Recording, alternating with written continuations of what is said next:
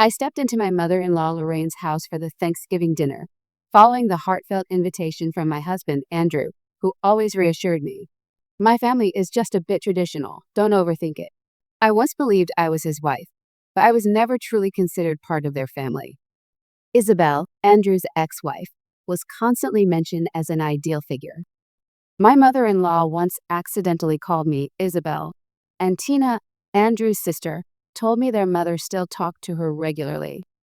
What bothered me the most was that the wedding photo of Andrew and Isabel was still proudly displayed, while mine was nowhere to be found. I gritted my teeth and told myself this time would be different. But the moment I entered the dining room, I froze at the sight of a place card with Isabel's name neatly placed between Lorraine and Andrew's father. Tina leaned toward me and whispered with a smirk, "Don't be surprised. My mother still sees her as family." I turned to Andrew, pleading with him to speak up. He just shrugged, scratched his head, and avoided my gaze. I forced myself to sit down. I told myself, just get through this dinner. The meal went on in silence.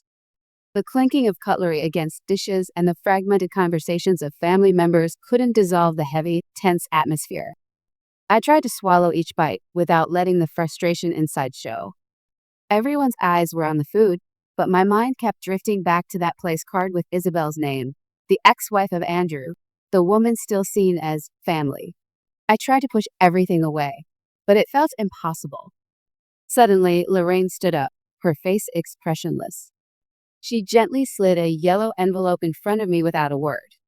The envelope wasn't large, but in my eyes, it was like a ticking time bomb, threatening to shatter everything I was trying so hard to hold together. I looked at Lorraine, saying nothing, but a deep unease rose in my chest. She simply sat back down and continued eating as if nothing unusual had happened. With trembling hands, I opened the envelope. When the documents inside were revealed, my limbs went numb.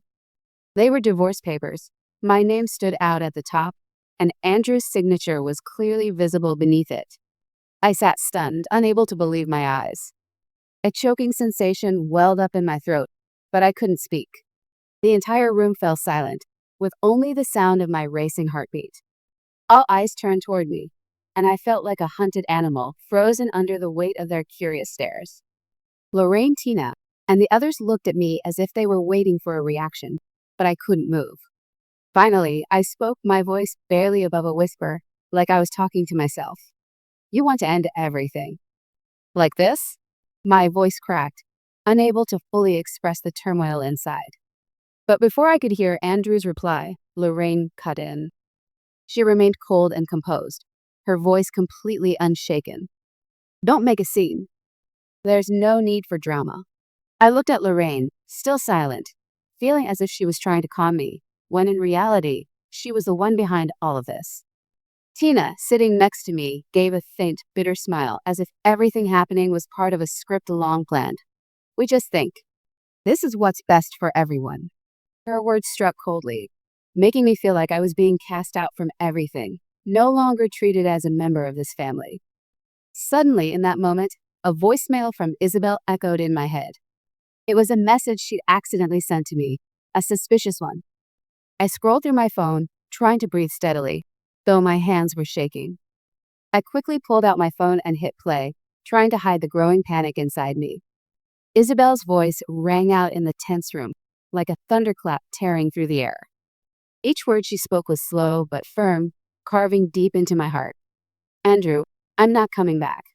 I don't care what your mother says. Stop this. I've told you, I won't let her rewrite the past." The entire room fell deathly silent. The suffocating tension made me feel like I was standing on the edge of a bottomless pit. Lorraine, the woman I always thought was so composed, sat frozen, her eyes wide in shock. The fork in her hand slipped and hit the table with a soft ting, yet it echoed sharply in the stillness. Every movement she made now revealed her disarray, no longer the confident, commanding mother-in-law she once appeared to be. Tina, Andrew's younger sister, gaped in disbelief at what was unfolding.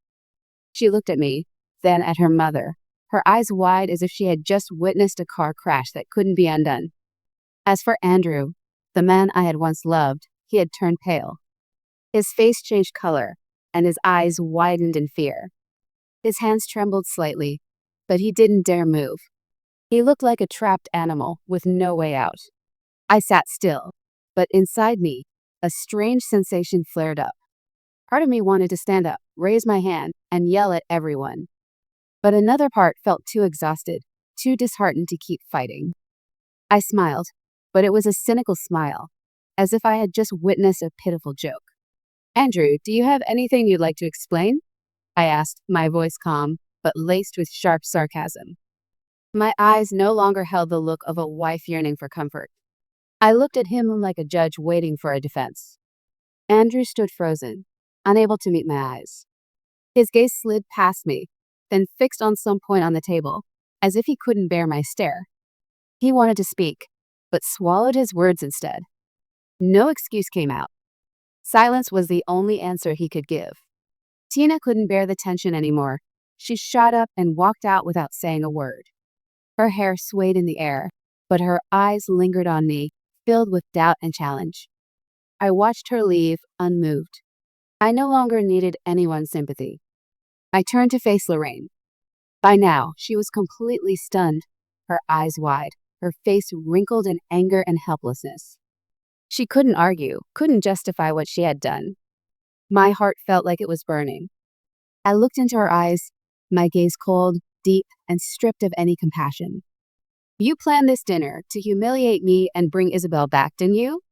I asked, each word gentle but cutting into her like a blade. Nothing could save Lorraine in that moment. Once a woman of great influence, she now sat in silence. She didn't respond, just remained motionless, as if I were staring at a lifeless wall. Andrew lowered his head, his eyes unable to find a place to rest. His silence was a confession without words.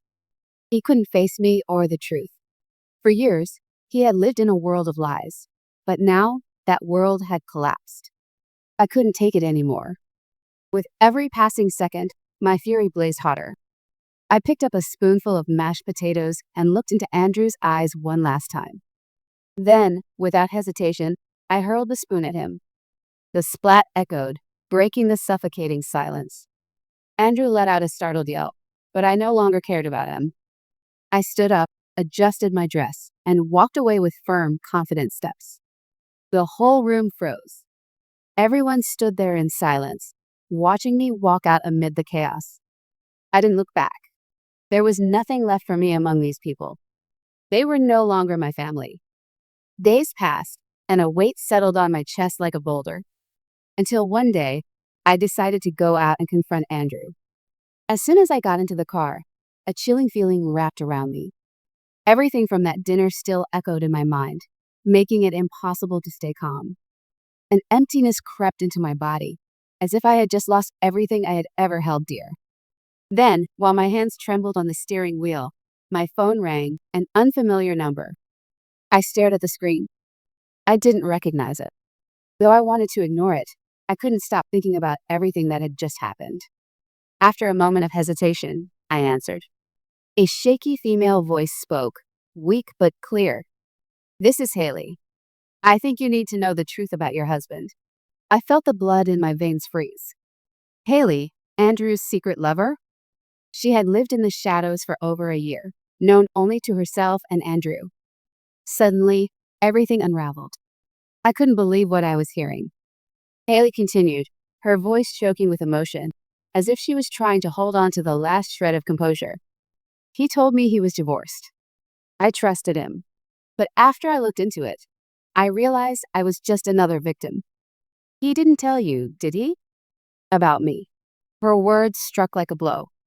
My heart pounded, and I felt something shatter inside me. All the fantasies I had built about a perfect life with Andrew crumbled instantly. Had he really deceived me all this time, while carrying on a relationship with this woman? Why had he never once told me the truth? Why was it all lies, secrets carefully hidden? That feeling was indescribable. I choked up for a moment, unable to utter a word. But finally, after a tense silence, I blurted out a simple, furious sentence. What did you just say to me? My husband has been cheating on me for an entire year? Haley's voice was trembling, as if she could no longer endure it. Can you? Can you come meet me? I. I want to tell you everything. He lied to you, and I don't want to be the one keeping secrets anymore. I can't live in these lies any longer. Without another thought, I turned the car around immediately. Haley was standing in front of Andrew's apartment, waiting. My whole body was tense, eyes fixed on the road, even though my heart was pounding. She was waiting for me. She was the first person brave enough to face the truth, and now I had to face it too. I drove aimlessly, my heart a mess of emotions, anger, disappointment, pain, and the cruel sting of betrayal. Every second in that car was a challenge, not just with what I had learned, but with what I was about to face. Andrew's apartment was no longer far.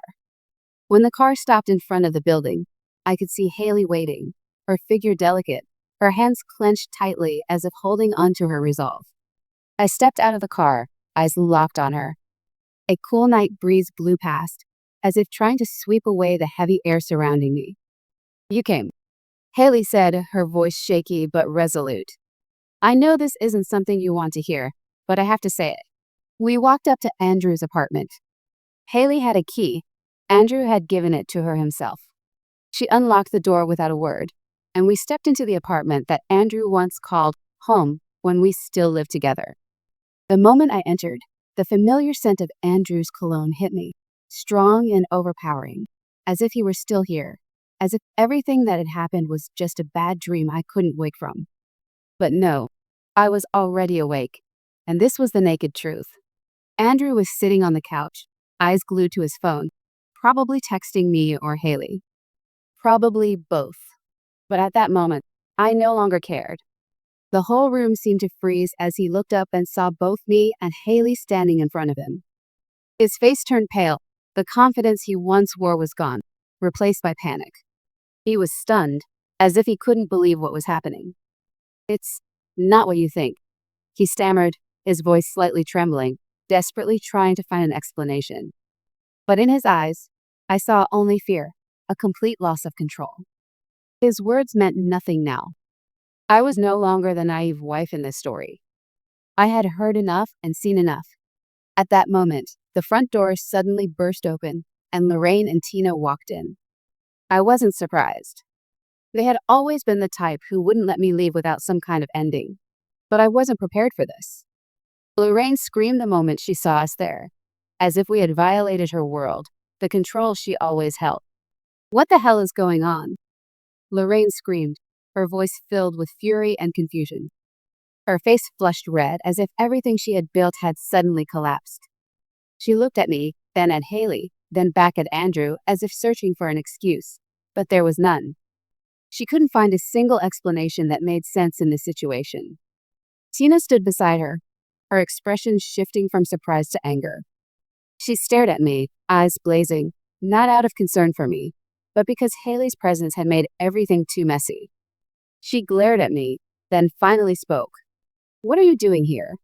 Tina's voice was icy and full of contempt, as if I were the one who ruined everything. I looked at her, calmly, unhurriedly. My gaze was serene but defiant.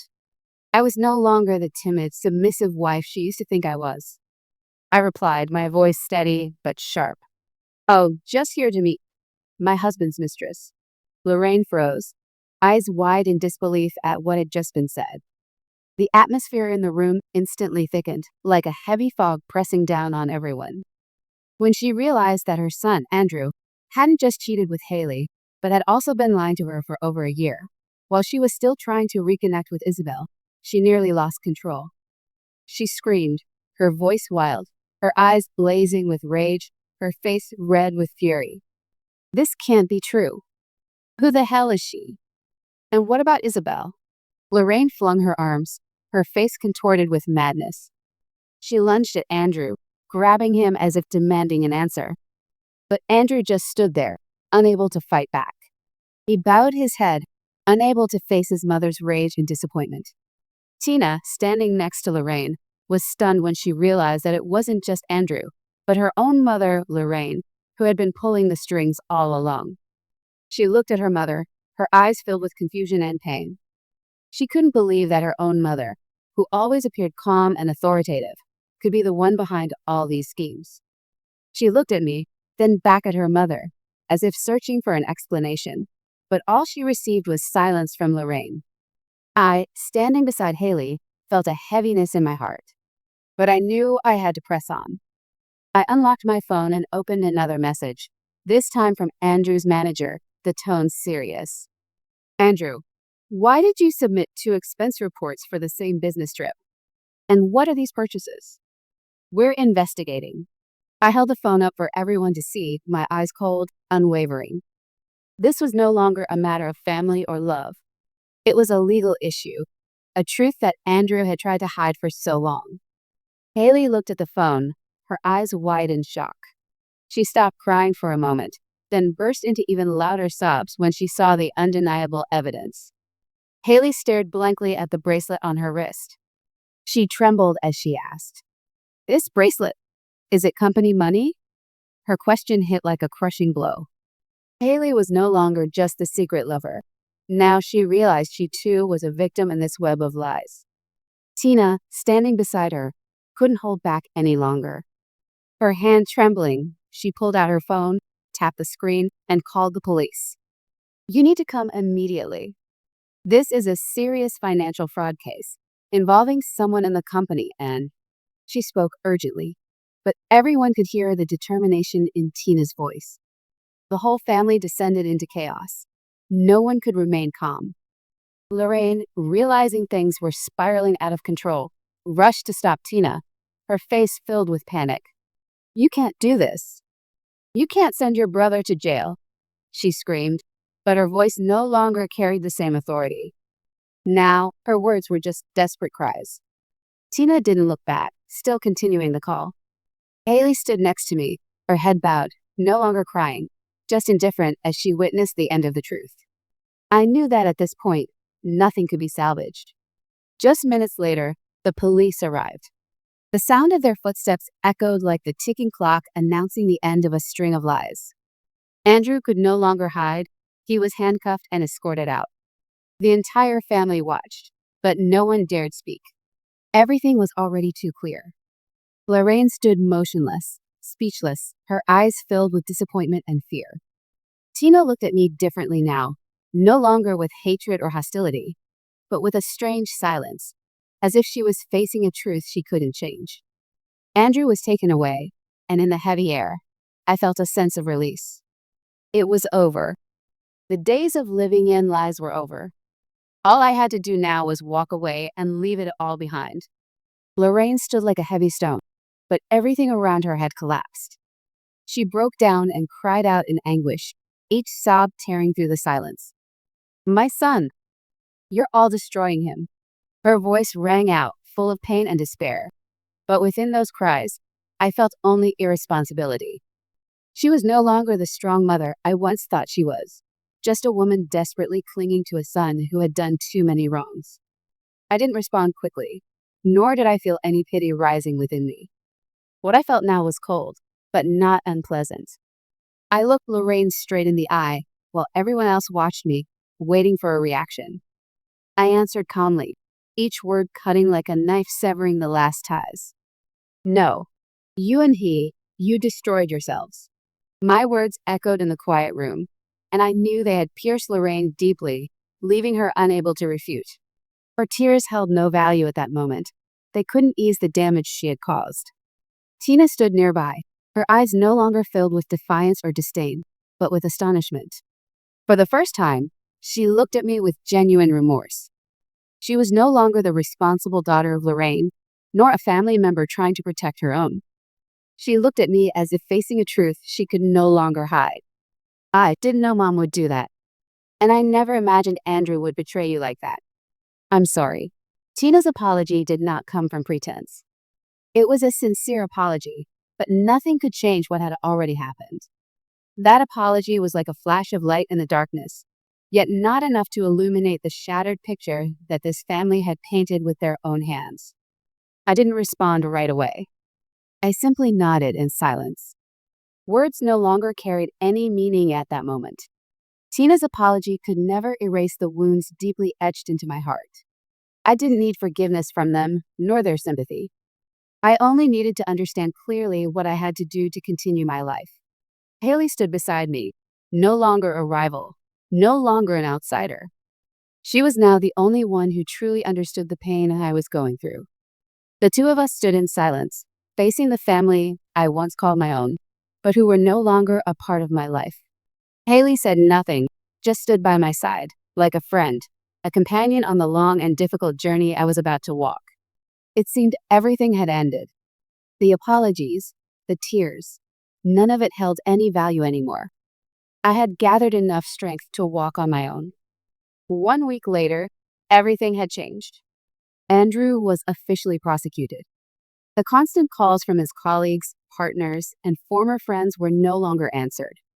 His bank accounts were frozen, and all the assets he had built over the years were no longer his.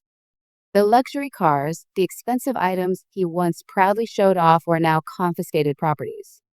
Lorraine, the mother who always saw herself as the authority in the family, was no longer capable of saving her son. Her pleading phone calls, her justifications, all became meaningless. No one could defend Andrew in the eyes of the law. I looked at Lorraine, no longer with hatred, just indifference. She stood there, eyes red, her face marked with the wrinkles of worry, like a mother who had lost the child she always loved. But I felt no pity. She had too many chances to stop, yet she chose this path. Tina, unable to bear the tension in the family, decided to move out of her mother's house. She never returned, never said a word. The door closed behind her. No calls, no goodbyes. Only silence and a lingering sense of emptiness. Her departure was not her liberation, but the final break in this family relationship. Even though she wasn't directly involved in the decisions, her indifference made things worse. And I knew she would also have to face the truth. She could no longer live in her mother's shadow. Meanwhile, Isabel, Andrew's ex-wife, the woman the family always held as an ideal figure, sent me a single message. She didn't say much, but her short words were enough for me to feel her empathy and acknowledgement. I always knew he was no good. Glad you got out. It wasn't meant to comfort. It felt more like a shared truth, a rightful recognition of Andrew that I had failed to see for so long. Isabel didn't need to say more. She knew I had endured enough. And now, I was free. That feeling, strangely light and liberating. I received half of Andrew's assets, the share I was legally entitled to. But what gave me a real sense of power and freedom wasn't the money or the car. It was the fact that everything he had tried to hide from me now belonged to me. I had reclaimed everything I rightfully deserved. I was no longer afraid, no longer clinging to a man who had betrayed me. When I received my share, I didn't feel the joy I had imagined. In fact, I only felt relief, as if the heavy burdens I had carried for so long had finally been lifted. I no longer had to live in falsehood, no longer had to force a smile while crying inside. I had found the strength to walk away, to live my life without anyone's interference. A week after it all, I walked away from their lives completely. No turning back, no looking over my shoulder. Everything behind me was just the remnants of a dead past. I didn't need to hold on to any memories of Andrew's family. I knew now that my life belonged to me, and I alone would determine my future. As I looked back on everything, for the first time in years, I could smile without pretending. My smile was no longer a way to soothe pain or to please anyone. It was a smile of freedom. The smile of a woman who had broken free from all restraints and lies. And in that moment, I knew that at last, I was truly liberated. Finally, I am truly free. Those words echoed not only in my mind, but also in my heart. From now on, I no longer have to live for anyone but myself. Freedom is mine, and I will never let it slip away again.